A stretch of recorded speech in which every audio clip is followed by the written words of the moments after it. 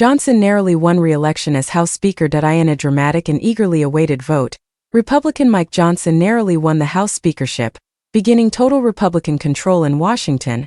Given Republicans' narrow margin of control in Congress, Johnson could only afford to lose 2 votes.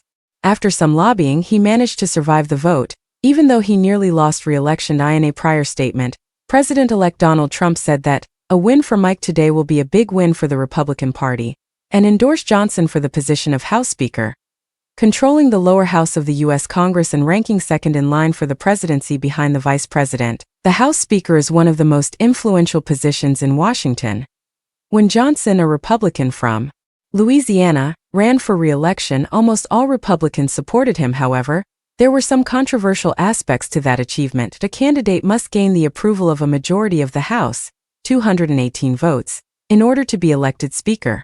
However, Johnson could only withstand resistance from 2 Republicans due to the House's razor-thin Republican majority. Johnson had already received a stern no from Kentucky Congressman Thomas Massie. "You are free to remove all of my fingernails. Bamboo can be pushed up in them. Feel free to begin chopping off my fingers." In a televised interview on Thursday, Massie declared, "I will not be voting for Mike Johnson."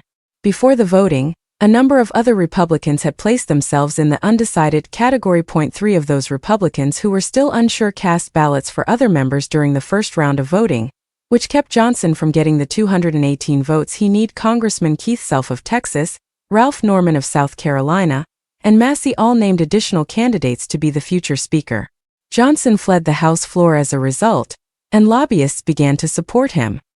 He returned to the House chamber about 45 minutes later. Self and Norman both shifted their ballots to support Johnson.